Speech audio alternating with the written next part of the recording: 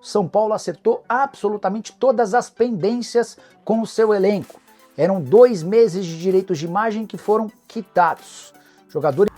Na reapresentação do grupo nesta quarta-feira, a gente vai ter uma definição sobre as situações de Alan Franco e Lucas Moura. Salve, salve galera! Retornamos nesta quarta com mais um giro de informações do tricolor paulista.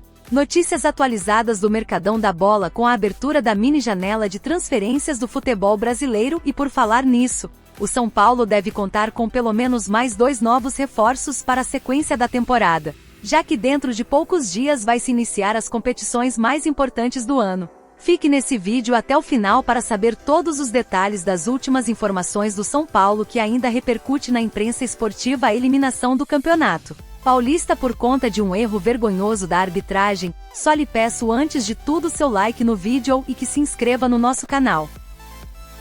Na reapresentação do grupo nesta quarta-feira, a gente vai ter uma definição sobre as situações de Alan Franco e Lucas Moura. Muitos de vocês, inclusive na live, me perguntaram sobre a situação de ambos. Ainda a gente não tem nenhuma informação porque acabou o jogo. Eles fizeram ali questões prévias, eu e o Lucas que estava reclamando de dores no joelho, e o Alan Franco acabou sendo substituído também por uma questão no braço. Ele até apareceu com o braço enfaixado, né? Sua esposa publicou um stories com ele num braço enfaixado. Eles vão se reapresentar nesta quarta-feira e vai ver a gravidade da contusão, vai ver se tem alguma coisa mais grave, como é que vai ser o tratamento, o que de fato eles têm, se tem alguma coisa. O Lucas pode ter somente dores, né? O Lucas que apanhou bastante no confronto contra o Palmeiras no Allianz Parque, então pode ser somente uma questão de dores no joelho por conta das pancadas que ele recebeu, mas independentemente ele vai passar por exames para ver se tem alguma lesão, se tem alguma coisa realmente relacionada ali, e aí nessa quarta-feira a gente já deve ter alguma situação mais clara dessa situação de Lucas Moura e de Alan Franco. Então ainda está muito incerto essa questão, vamos aguardar aí para ver as cenas dos próximos capítulos. A gente torce, claro, para que não seja absolutamente nada, que os atletas estejam bem, saudáveis e disponíveis para essas semanas, esses dias mais longos de treinamento, visando a preparação contra o esporte no próximo dia 30. Para a gente continuar também, na reapresentação do elenco nesta quarta-feira, os garotos das categorias de base vão se reapresentar. E aí a gente vai trazer um pouquinho do plano até do Zubeldia e da diretoria em relação a esses jogadores. Igão, Mike, Matheus Alves e Lucas Ferreira, os 4 que estiveram na estreia do São Paulo no Brasileirão Sub-20 contra o Grêmio, na goleada de 5-1, com um show de Matheus Alves, o camisa 10 marcou 2 gols e deu 3 assistências nos 5 gols. Lucas Ferreira também teve uma boa participação, o Igão segurou defensivamente e o Mike também teve mais uma grande atuação, e mostrando, né, que talvez para o Sub-20 ele já tenha chegado também no seu estágio mais avançado. Mas todos vão se reapresentar, vão treinar no CT da Barra Funda, e um jogo ou outro do Sub-20 eles vão retornar para ter essa minutagem. A ideia é que o Henrique Carmo também fizesse parte dessa delegação, mas como a gente já trouxe, o staff do atleta vetou essa possibilidade. Outro que pode também voltar para o Sub-20 é o Rian. Nessa situação agora de 20 dias, né, sem jogos, ele pode acabar retornando ali para o Sub-20 para jogar um ou outro jogo, mas a expectativa é de que todos eles treinem com os profissionais e um jogo ou outro eles retornem para jogar no Sub-20. Há um entendimento que mesmo com uma pequena reformulação na base, né, já que, por exemplo, os 4 subiram, ainda tem o Rian, o Negrucci e o Hugo estouraram a idade, e chegaram 7 jogadores novos contratados para o Sub-20, a maioria ali dos atletas já meio que se conhece, então não vai haver essa falta de entrosamento desse elenco que foi campeão da Copinha. Então os 4 jogaram, retornam, vão treinar normalmente e ficam provavelmente aí à disposição em um jogo ou outro, onde o Alan Barcelos precise contar com eles. Isso vai ficar a cargo da diretoria, no seu nome de Muricy Ramalho, é o Muricy que cuida, né, que faz esse intercâmbio entre Zubeldia e coordenação de base. Vai ficar a cargo aí desses profissionais para saberem se eles quando eles vão retornar para jogarem, mas me garantiram de todas as partes que eu conversei que eles são atletas profissionais, que eles estão aceitando esse estágio nesse momento somente para ritmo de jogo e não que eles vão voltar para o sub-20. Todos eles já são atletas profissionais do São Paulo Futebol Clube. Combinado? Acho que a gente passou por tudo. Só um último detalhe importante, que até o próprio, repercutindo ainda um pouco da entrevista do Reinaldo, o Reinaldo, né, o Carneiro, que é o presidente da Federação Paulista, afirmou que o São Paulo fez uma reclamação sobre a comemoração do Rafael Veiga, que seria uma reclamação ali por conta do chute da bandeirinha do Rafael Veiga. Ele deu uma entrevista falando sobre isso e falando que não aceitava essa reclamação porque era no seu próprio estádio, então não tinha esse fervor, e a gente sabe de toda essa polêmica aí, dessa questão da bandeirinha. Conversei com as pessoas do São Paulo que estavam do Allianz Parque e todas me afirmaram que essa foi uma conversa informal. Foi até em tom de brincadeira, foi tipo de deboche, pra falar a verdade. Olha, Reinaldo, tá vendo ali? Ó, tá chutando a bandeirinha, imagina se fosse o nosso jogador que fizesse isso. Tipo, foi nesse sentido. Só que aí o presidente, ele vem a público, o presidente da Federação Paulista, ele vem a público trazer esse comentário meio que de maneira sarcástica contra o São Paulo. Além de toda essa polêmica que já teve, polêmica não, esse erro claro do pênalti do Vitor Roque e a sua entrevista sacaneando a situação, sendo sabonete nessa situação e ainda falando do Rafael de uma forma irônica, ele trouxe para a imprensa algo que foi uma conversa informal, como se fosse uma reclamação do São Paulo. São Paulo, a única reclamação oficial que o São Paulo fez, de acordo com o que a gente conversou com as pessoas do São Paulo que estiveram no Allianz Parque, inclusive ao lado do presidente Reinaldo, foi da divulgação do áudio do VAR, foi uma exigência do São Paulo. A Federação Paulista não trabalha com essa forma. A Federação Paulista, antes da competição, tinha avisado: não iríamos divulgar os áudios do VAR, não vai ser um protocolo que a gente vai seguir como a CBF faz. Mas o São Paulo mandou um ofício, fez essa exigência porque queria entender o que aconteceu no VAR. A Federação Paulista liberou os áudios, e os áudios que a gente já comentou bastante, inclusive na live, que foram assim... Eu não vou nem usar a nomenclatura que eu queria usar, mas vocês sabem o que eu queria falar. E foi a única reclamação, de fato, oficial que o São Paulo fez. Então essa história de que o São Paulo reclamou do Veiga chutar a bandeirinha, repito, de todas as pessoas que eu conversei que estavam no Allianz Parque, e foram mais de uma representando o São Paulo, assim, bem mais de uma, foram praticamente todas que estiveram lá, foi que essa situação foi de uma maneira sarcástica, foi de uma maneira, foi numa resenha, não foi algo oficial do São Paulo, mas mesmo assim o presidente da Federação Paulista achou viável trazer esse assunto como se fosse uma reclamação oficial do São Paulo. Então fica também aí o lado tricolor paulista do que a gente conseguiu conversar com essas pessoas. Combinado? Um abraço para todo mundo. A luz não voltou, achei que poderíamos ter aqui um Mr. M aqui, né, do nada aqui gravando e pá, voltou a luz, mas infelizmente não fomos agraciados com essa possibilidade, graças aí àquela empresa maravilhosa que cuida aí da parte elétrica de São Paulo, que nunca nos deu problemas aqui na capital paulista. Um abraço para todo mundo, boa quarta-feira para vocês. Eu sei, é difícil, mas você tem pelo menos 20 dias ali, 20 dias não, né, porque já passou do dia 10. Você tem ali pelo menos 2, quase 3 semanas para você fazer um detox, entendeu? Faz um detox, só tem um compromisso: acompanhar os meus conteúdos, só isso. Agora, de resto de São Paulo, pode ir tranquilo. Vai aproveitar a família, vai conhecer as coisas boas da vida, vai no teatro, no cinema, no museu, vai almoçar com a família, faz um churrasco, faz alguma coisa.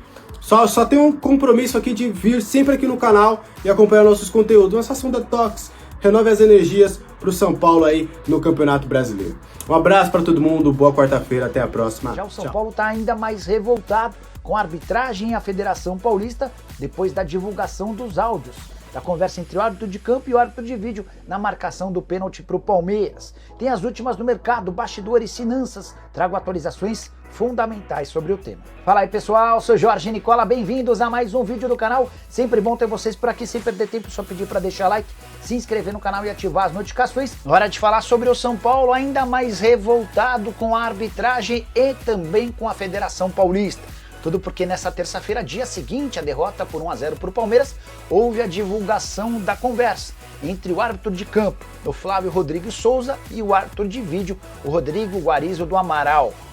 São Paulo tinha esperança de que o árbitro de vídeo tivesse tentado convencer o árbitro de campo da não marcação do pênalti, que só o Flávio Rodrigues Souza havia visto. Vitor Roque se choca com o Arboleda, mas fica muito claro para todo mundo que o Vitor Roque começa a cair antes mesmo desse contato. Pois bem, o áudio foi divulgado, vazado, e a irritação se tornou ainda maior porque o Rodrigo Guariz do Amaral disse o seguinte, abre aspas, o Arboleda fez o calço com a perna esquerda no Vitor Roque. O pênalti está confirmado. Você, torcedor do São Paulo, pensa o quê sobre essa situação? Dirigentes do Tricolor prometem reclamar, prometem questionar a federação e também os métodos da comissão de arbitragem, mas a grande verdade é que não há nada que possa ser feito para reverter o resultado. A final do Campeonato Paulista terá Corinthians e Palmeiras e o São Paulo pretende utilizar esse período de 20 dias sem jogos para se ajustar para o Campeonato Brasileiro. Talvez a pergunta mais importante do torcedor são paulino nesse momento é sobre o futuro de Zubeldia e a forma como o São Paulo foi eliminado, com um resultado injusto por conta da marcação desse pênalti, deve dar sobrevida ao treinador argentino. Boa noite, Nicola. Esse juiz mais o VAR ferraram o meu São Paulo. Esses juízes ruins estão acabando com a vontade de assistir aos jogos no nosso país. É importante a gente voltar nesse assunto, embora seja chato, mas vou tentar não me alongar e não falar muitas vezes. Mas ontem, o Rodrigo, deixa eu pegar o nome do cara certinho, Rodrigo Guariz do Amaral era o VAR, né? O árbitro em campo era o Flávio Rodrigues Souza. O Flávio marca um pênalti equivocado, porque o Vitor Roque, percebendo o choque com o Arboleda, se antecipa e se joga. E depois o árbitro de vídeo, o Rodrigo Guarizo do Amaral, confirma a marcação do pênalti. A gente tinha muita dúvida se o árbitro de vídeo havia, o que o árbitro de vídeo havia falado para o Flávio Rodrigues de Souza. E hoje foi divulgado o diálogo, a conversa entre as partes, e o Guarizo do Amaral disse para o árbitro em campo, o Arboleda fez o calço com a perna esquerda no Vitor Roque. O pênalti está confirmado. Acho que é motivo para punição para ambos. A eliminação do São Paulo passa muito pela intervenção do árbitro de vídeo e também do árbitro em campo. Como pode o São Paulo culpar o erro da arbitragem, sendo que não chutou uma bola sequer no gol? Reinaldo, a performance do São Paulo, esportivamente falando, não foi boa. O Caleri desperdiçou uma chance incrível logo depois do gol do Palmeiras. Teve também duas cabeçadas, uma próxima no segundo tempo e a outra que o Everton defendeu sem grande dificuldade, mas foi um São Paulo que teve muita posse de bola, mas pouca efetividade. José Aparecido, Nicola, o que você achou do jogo de ontem? Palmeiras e São Paulo. E agora o Zubeldia cai ou não cai? E o Milionário fechou ou não? Zé, vou começar pela última. O Marinax ainda não fechou com o São Paulo, mas as conversas estão em estágio bastante avançado e existe enorme expectativa de que esse pré-contrato seja assinado muito em breve. Sobre o jogo, achei um jogo abaixo das expectativas. A escalação dos dois times de maneira bem ofensiva me fazia imaginar um jogo com mais alternativas, com mais chances claras, e não foi o que a gente assistiu, né? Nicola, se o Zubeldia for demitido, Pedro Martins pode assumir? Augusto, o nome do Pedro Martins é muito melhor avaliado pelo torcedor do São Paulo do que propriamente pelos dirigentes. E esse namoro entre São Paulinos e Pedro Martins é um namoro super antigo, né? Já existiram conversas, já existiram sondagens, mas nunca rolou de estar próximo de fechar, até porque o Pedro sempre trabalhou no exterior e nunca demonstrou grande vontade de trabalhar no Brasil. O que existiu foi, de fato, uma conversa forte com o Fernando Diniz, mas a negociação foi abortada por conta da repercussão muito negativa. Até estava conversando hoje com um dos representantes do Diniz, e eu perguntei como é que estava essa história, e a resposta foi assim, esfriou. A rejeição da torcida fez o São Paulo recuar, tá? Então, diante desse cenário, dá para descartar Fernando Diniz do cargo de técnico do São Paulo. Acho uma decisão absolutamente salutar, né? Contratar o Fernando Diniz é fria. Nicola, sou corintiano, mas ontem o São Paulo foi roubado, porque agora o Abel não reclama. O John toca num ponto importante, né? O Abel é um dos caras mais chatos em entrevista coletiva. O Abel, ele passa do ponto, reclama demais da arbitragem, e um cara que pega tanto no pé da arbitragem e que vive insinuando esquemas, Seria muito legal da parte dele se ele chegasse ontem e admitisse, ó, pessoal, sou o primeiro a reclamar da arbitragem quando me prejudica e hoje sou obrigado a admitir que houve um erro a favor do Palmeiras. Mas os caras também sempre pensam muito no próximo jogo, né? E se você adota um discurso desse, você pode se colocar mal com o árbitro da próxima partida. Mas enfim.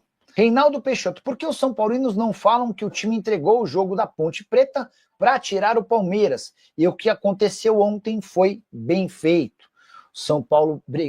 O Palmeiras e a Ponte brigavam pela classificação no grupo e o São Paulo, de virada, perdeu para a Ponte Preta dentro de casa. Jefferson Matos, a diretoria do São Paulo e o grego Marinak já teriam acordado entre si investimentos. Parte desse investimento já teria sido até direcionada ao time profissional. Jefferson, vamos lá.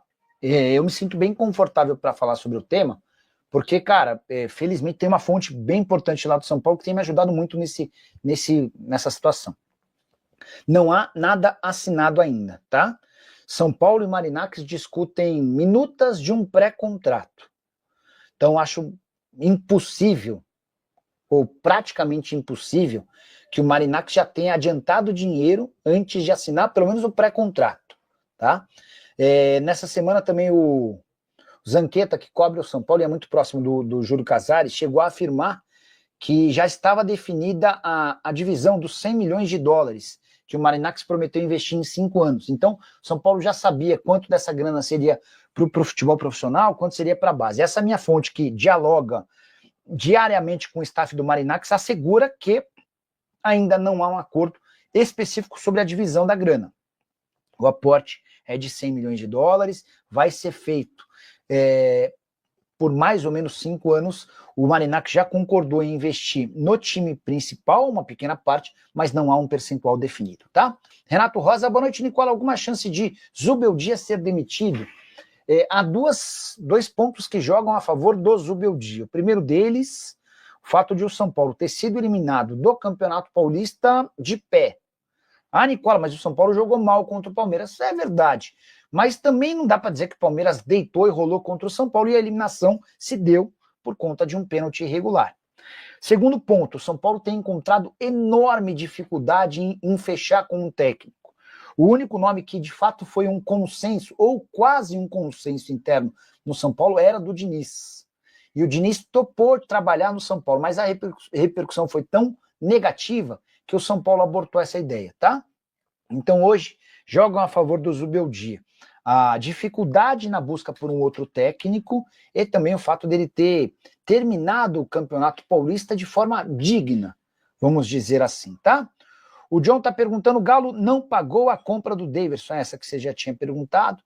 O Fábio Schultz, Mikael do CAP é um bom nome para a seleção brasileira. Será que já? O Tem Base, gosto mais do Ederson do que do Alisson. Eu também. Mas os dois já estão batidos. Eu daria uma chance de verdade para o Bento, que já vem mostrando há tempos que merece. Gosto demais do Bento também. São Paulo acertou absolutamente todas as pendências com o seu elenco. Eram 2 meses de direitos de imagem que foram quitados. Jogadores do São Paulo foram autorizados, a partir dessa segunda-feira, a emitirem as notas referentes aos direitos de imagem do mês de fevereiro. Conforme essas notas forem sendo apresentadas ao Departamento Financeiro, São Paulo faz a quitação nesse mês. As notas do mês anterior já foram resolvidas. Nicola, mas e aquele bicho referente à classificação, o 6º lugar do Campeonato Brasileiro do ano passado? Na semana passada, os homens do departamento de futebol se reuniram com os líderes do elenco e acertaram um parcelamento. Essa questão já foi resolvida. Direitos de imagem, ok. De bicho do ano passado, ok. Salários já estavam em dia. A janela de transferências extra aberta pela CBF pode resultar em 2 reforços no São Paulo. O clube não tem dinheiro para investir em compra de direitos econômicos, mas não descarta se reforçar. O tricolor tem pelo menos 2 semanas para se preparar para a estreia do Brasileirão contra o Sport. A partida será disputada no Morumbis. O clube tem 2 nomes na mira. Um deles veio à tona por Luiz Zubeldia, Jean Dias, atacante da Ponte Preta, que tem contrato até o final da Série C com a equipe de Campinas. O outro, que trata-se mais de uma ideia do que exatamente o interesse direto, é Fernandinho, volante que está livre no mercado depois de deixar o Atlético Paranaense. Esse último não agrada muita torcida que acredita que o São Paulo tem os jogadores campeões da Copinha recém-promovidos ao profissional, com o maior potencial e que podem alavancar o desempenho da equipe nesta temporada, mas você que assiste a esse vídeo, concorda com a contratação de Fernandinho e Jean Dias? Comente aqui embaixo. Para você que ficou até aqui, clique no link abaixo para aproveitar os últimos dias da oferta de lançamento do e-book A História do São Paulo, das origens aos dias atuais. Se você é apaixonado pelo tricolor paulista, vai se encantar ainda mais quando souber de tudo que revelamos neste e-book. Toda a trajetória do time da fé, os detalhes e curiosidades jamais divulgados pela imprensa, o perfil completo dos maiores ídolos que vestiram o manto sagrado são paulino e muito mais. Aproveite que a oferta foi adiada atendendo a inúmeros pedidos da torcida, não perca essa única chance. E nesse vídeo não tem salve-salve, mas se você quiser ganhar um salve-salve no próximo vídeo, deixe o seu nome nos comentários e a cidade de onde estar falando.